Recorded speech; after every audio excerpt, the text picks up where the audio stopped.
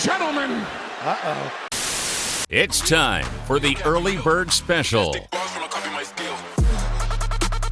Bringing you the best stories from the world of sports and sports entertainment.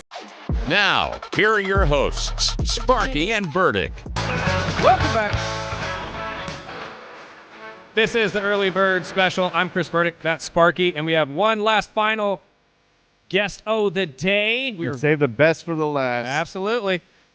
He is the 2014 Cup Series champion, has over 60 total wins, 251 top 5 finishes, and over 16,000 laps led in his career in racing. Third all-time in combined National Series wins, only trailing Richard Petty and Kyle Busch.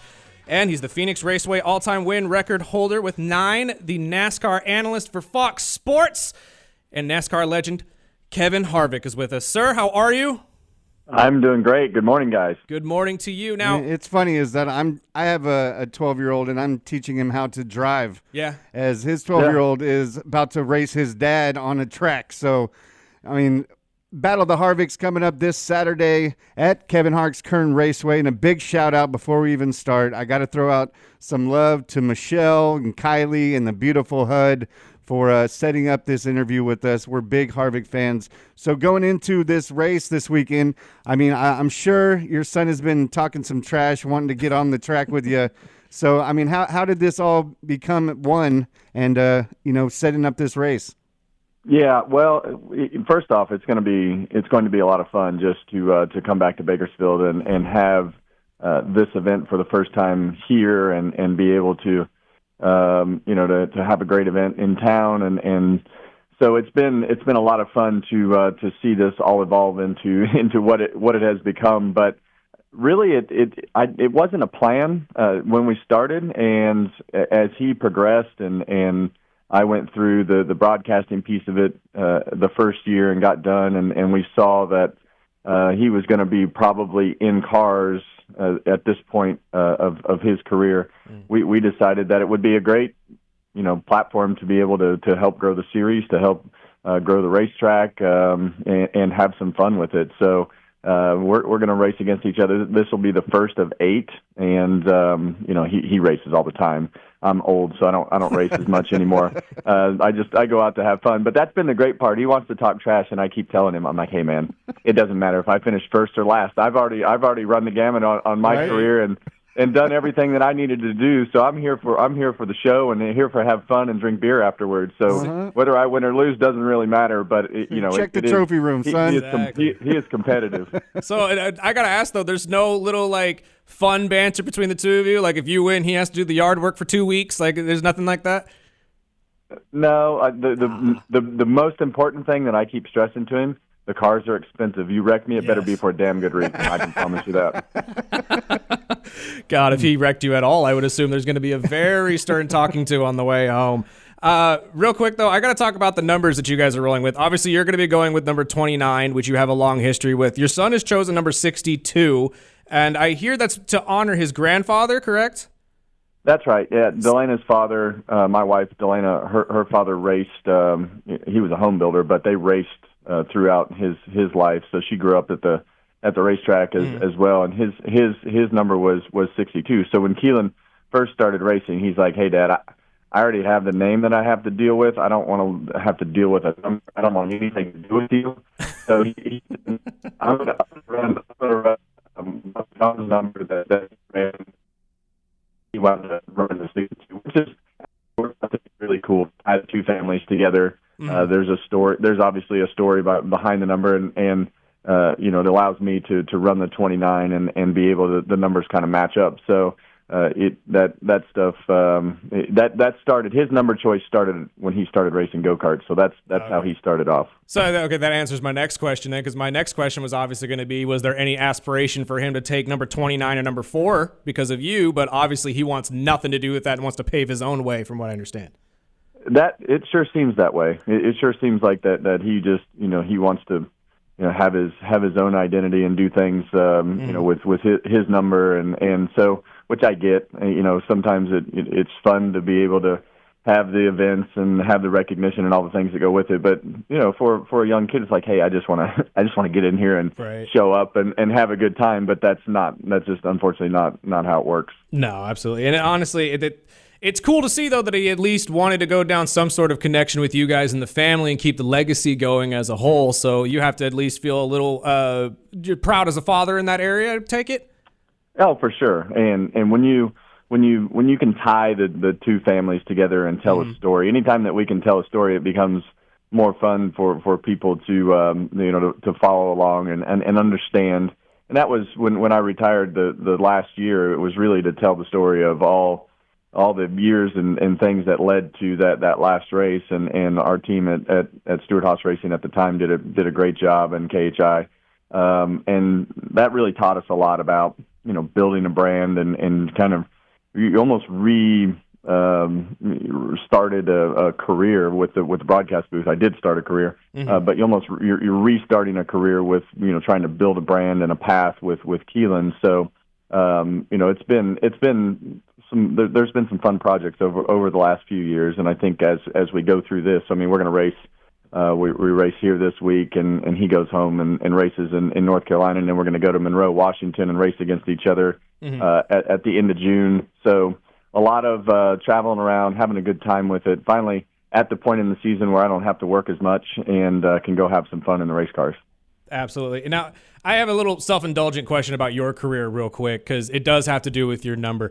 A lot of people will remember that you replaced Dale Earnhardt after the tragedy and whatnot, and you were given the number 29, and you eventually switched to number 4. What was the thought process for you in your last All-Star race to kind of switch back from number 4 to number 29 to end your career that way? Yeah, it's a really interesting situation.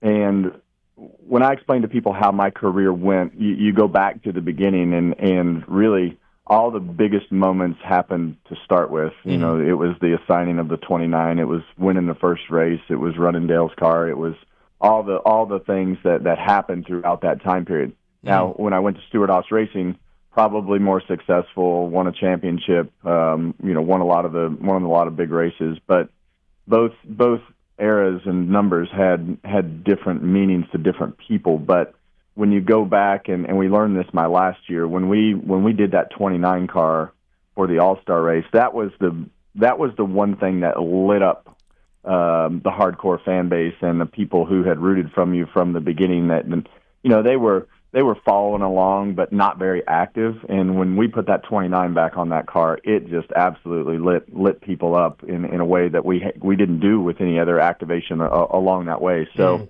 I think that tying it together at the end and knowing how it started, tying it together at the end with the All-Star race and kind of throwing that out there, we thought it was best to keep the current situation going. With Stewart-Haas Racing being gone now, it doesn't really matter.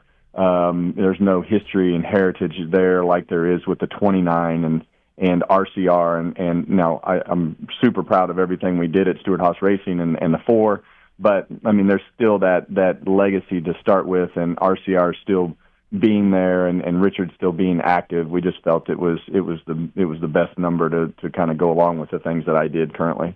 And, sitting in that number 29 car for the first time, I love this question. I take it from a lot of other people, but it's just something that I love to ask people that have been at the top of their respective fields. When you were sitting in that number 29 car, was that your, oh God, or like, oh man, I'm here moment? Like I'm racing it for Dale's team and all that type of stuff. Was that kind of your moment where you kind of clicked and said, this is it, this is where I'm at? It was all so confusing, to be perfectly honest with you. At that time, there was just so many. You didn't know whether you should be happy, sad. Especially when we won the first race. Should I cheer? Should I, just get out and not celebrate? You didn't really know what to do because, from the emotional side. So that was a really confusing time because of the situation.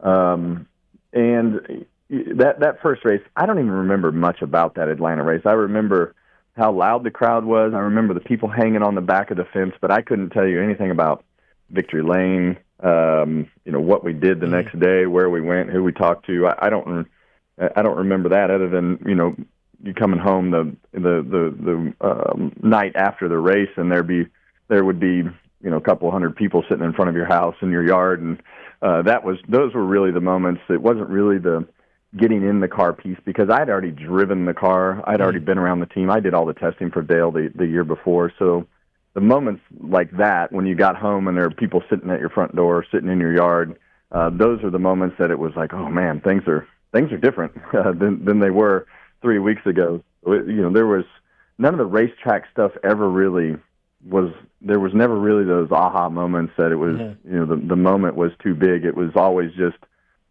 another moment that you got in the car and you did what you thought you were supposed to be doing, and you went to the next one. So, but there were the moments off the racetrack, and that first year I had my biggest press conference, biggest win, first win, all those things came right off the bat, and nothing really ever met the magnitude of that because of the situation as I went through my career. Of course. And now that you're in the broadcast booth, I mean, has your perspective changed on racing at all? A little bit, for sure, because you have to stand up there for 4 or 5 hours and talk about what's going on the racetrack. So I find myself being much more lenient on some of the things that are for the show, right. And understanding why those conversations happen. And I've been a part of those conversations and have a good eye on that in the past. But as I go through it now, I tend to lean a little further towards the NASCAR and the Fox side as far as the entertainment value that comes with things. So as the competitor, you always tried to force feed what was best for the competition side of things.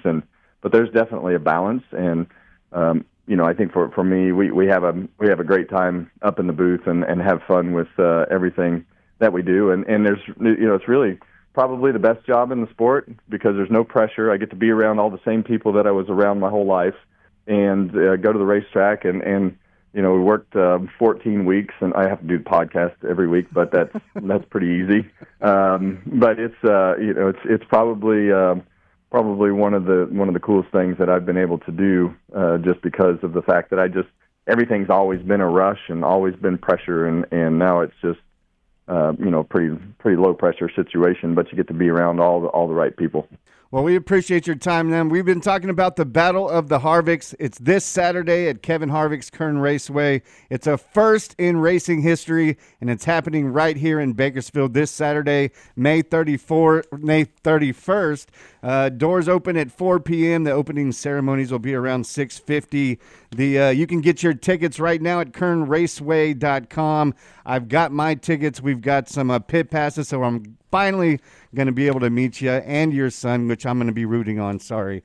But my last question, we had a listener text in that lives outside of Bakersfield and was asking if this will be televised, and if so, how can they watch? Yeah, it'll be live on Flow Racing. So if you're not able to attend the event, the event will be live on Flow Racing. So we've got you covered from all angles. I think we've got 20 or 21 different states that are attending the race this weekend. So it'll be a great event. Well, we appreciate you taking the time out, and of course appreciate you bringing this type of event to our hometown. And enjoy the next couple of days, and we'll see you this weekend.